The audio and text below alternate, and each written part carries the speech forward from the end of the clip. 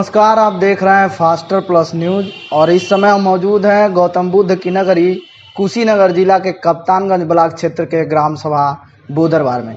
और बोदरवार में हमारे साथ आज खास बातचीत करने के लिए जुड़े हुए हैं भारतीय जनता पार्टी के वरिष्ठ कार्यकर्ता घनश्याम गोरखपुरी जी।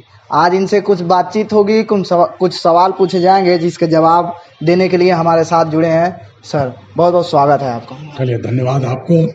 सर, हम जो है चूँकि यहाँ बोदरवार नगर क्षेत्र बोदरवार जो है ग्राम सभा, ये जो क्षेत्र है ये काफ़ी बड़ा है। तो ऐसे में देखा जा रहा है कि कई सारे नगरों में तब्दील किए जा रहे हैं, कई सारे जगहों को। तो ये बोदरवार को भी कई सारे नेता हैं, कई सारे छोटे यहाँ तक ग्रामीण भी आकर के कह रहे हैं कि बोदरवार भी नगर क्षेत्र होना चाहिए। ऐसे में आपकी इस पे क्या राय है? देखिए, बोदरवार बहुत पुराना ग्राम सभा है। जितने भी नगर पंचायत भाजपा के शासन काल में हुए हैं उससे भी पुराना बोदरवार बाजार है। और जिन नगर पंचायतों को, जिन ग्राम सभाओं को नगर पंचायत में तब्दील किया गया है वह सुविधाएं तो कम बेसी हैं, लेकिन रेलवे केवल बोदरवार में है। और बोदरवार में रेलवे को बहुत बड़ा फ़ायदा होता है। यहाँ कई डिग्री कॉलेज हैं, तमाम इंटर कॉलेज हैं, तमाम प्राइमरी पाठशालाएं हैं। और मानक पूरा करने के लिए जितनी भी चीज़ों की आवश्यकता है वो सब बोदरवार के अंतर्गत है। लेकिन अब पता नहीं सरकार की मंशा क्या है कि बोदरवार को टच नहीं करते हैं। जब भी बोदरवार को नगर पंचायत बनाने की बात आती है, इसके पूर्व में रहे प्रधानों ने अपने कार्यकाल को ख़त्म न होने देने के लिए उन्होंने इसका विरोध किया और कुछ लोगों को भड़काया कि नगर पंचायत हो जाएगा तो बहुत नागरिकों का उत्पीड़न हुआ, जो ये गलत है, सरासर गलत है। नगर पंचायत बनने के बाद तो इसका बहुमुखी विकास होगा। सर, देखा जाए कि आपने कहा कि अन्य प्रधानों ने इसका नगर क्षेत्र में जोड़ने नहीं दिया। सीधा सीधा हम जान लेते हैं कि आपके कहने के अनुसार आप भी पक्ष में है कि इसको नगर क्षेत्र में तब्दील किया जाए। बिल्कुल। तो ऐसे में देखा जाए आपके पुत्र भी ग्राम प्रधान है वर्तमान समय में, तो आपका भी तो नुकसान हो सकता है। देखिए साहब, हम लोग प्रधानी इसलिए नहीं कर रहे हैं कि हमारा नुकसान और फायदा होगा। मैं या मेरे पुत्र समाज सेवा के लिए क्षेत्र में उतरे हैं। और आप देखिए, अभी 1 वर्ष हुआ, जो काम यहाँ 2500 वर्ष में इस ग्राम सभा में नहीं हुआ था। आप जाके सड़कों का निर्माण देख लीजिए।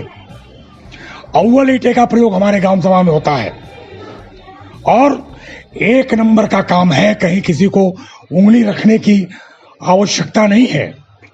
हम कमाने के लिए और धन अर्जन करने के लिए समाज की सेवा नहीं करते हैं।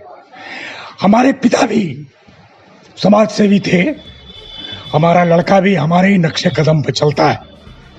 और मैं आपको दावे के साथ कहता हूं कि हम लोगों के ऊपर तिल रखने की भी गुंजाइश नहीं है कि कोई ये कह दे कि ये दलाल हैं, ये माफिया हैं, ये भूमाफिया हैं, ये घूसखोरी करते हैं।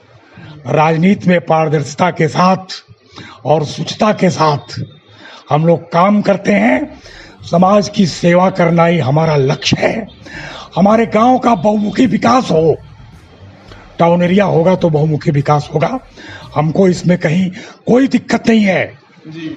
सर, अभी हम आपके पास आने से पहले आपके जो है पोस्ट पे गए हैं। आपका पोस्ट काफ़ी लाजवाब आता जाता है, जो समाज में गुजरता रहता है उस पोस्ट पे आप खुल के बात रखते हैं। जिसमें एक पोस्ट ऐसा भी हम देखें कि उसमें लिखा हुआ कि आपके ग्राम सभा के प्राथमिक विद्यालय के जमीन पर कुछ भूमाफियाओं का कब्जा है। सही है क्या? देखिए साहब, वो कब्जा यहाँ के कुछ वरिष्ठ लोगों, पूर्व प्रधानों और शिक्षा विभाग और राजस्व विभाग के मिलीजुली साजिश के नाते वो कब्जा 40 साल से पड़ा हुआ है। एक बेईमान लेखपाल आया, और कानगो आया, उसने लिख दिया कि राजा की जमीन का रकबा कम है और प्राइमरी पाठशाले का रकबा अधिक है, वो 28 दाखिल कर दिया। जबकि कब्जा हटाने का आदेश तहसील दिवस पे हुआ था, लेकिन उसने चालबाजी क्या किया, उसने समय दिया कि जाओ 28 दाखिल कर दो, हम रिपोर्ट लगा देंगे। अब 28 दाखिल होने के नाते उस पर उसको स्टे मिल गया और उस स्टे के पीछे आज वो 40 साल से कब्जा किए हुए हैं। लोग आते हैं, अधिकारी कर्मचारी, वो उनको पैसा देता है, खिलाता है। उसके पुत्र भी पिछले बार प्रधान रहे, वो भी प्रधान रहा, उसकी बहू भी प्रधान रही। कब्जा कैसे हटेगा?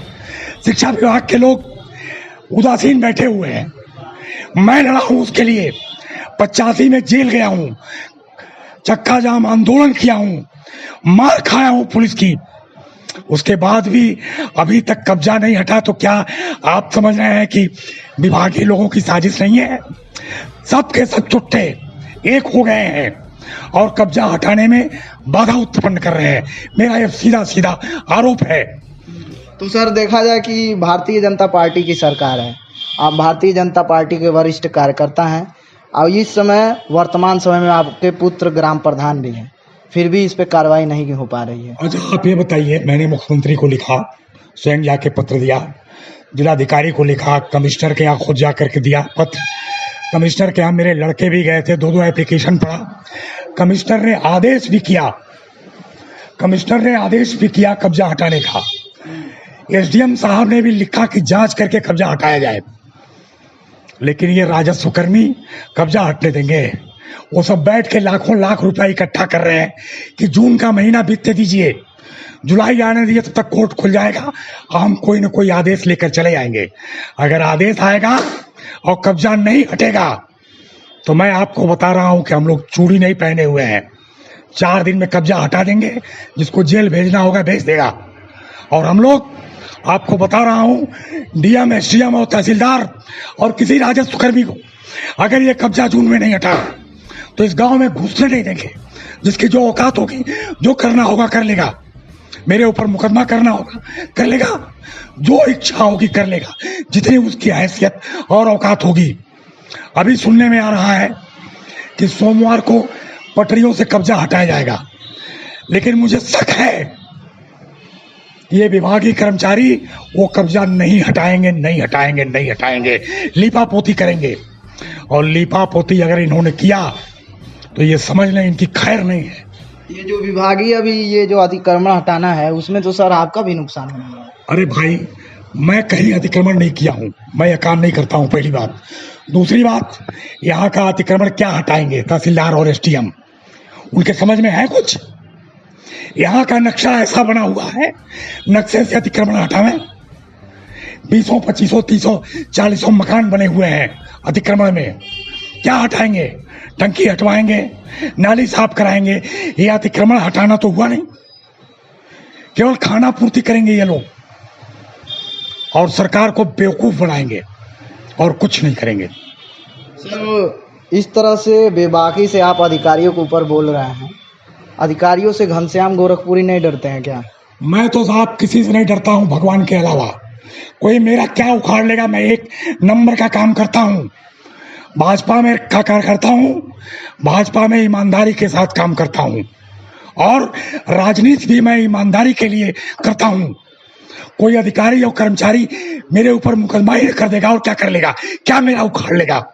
मैं सही बोलता हूं, सही बोलूंगा और न्याय के लिए सर्वदा संघर्ष करता रहूंगा। मुझे किसी से कोई भय नहीं है।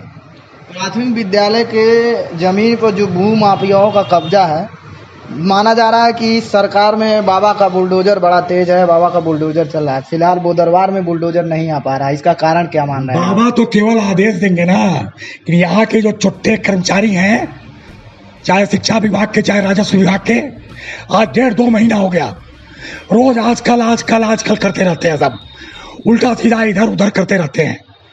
हमें मैं बताता हूँ कहाँ कब्जा है, इस पूरे गांव के लोग जानते हैं क्या कब्जा है, लेकिन आदेश तो मान लीजिए जोगी जी दे देंगे, करना तो इन्हीं समूह को है ना, ये करते नहीं है। बात करेंगे सर, अगर ये कब्जा नहीं हटा है, आगे घनश्याम गोरखपुरी भ्रष्ट कर्मचारियों से कितनी लड़ाई लड़ेंगे और कब ये कब्जा हटवा कर दम लेंगे? देखिए, मैं 85 से लड़ रहा हूँ, स्टे आ जाता है, लड़ाई वहीं रुक जाती है। लेकिन इस बार स्टे फिस्टे का किसी का भय नहीं है। इस बार आर पार की लड़ाई होगी। जिलाधिकारी सुन लें इस इंटरव्यू को, या एसडीएम साहब सुन लें।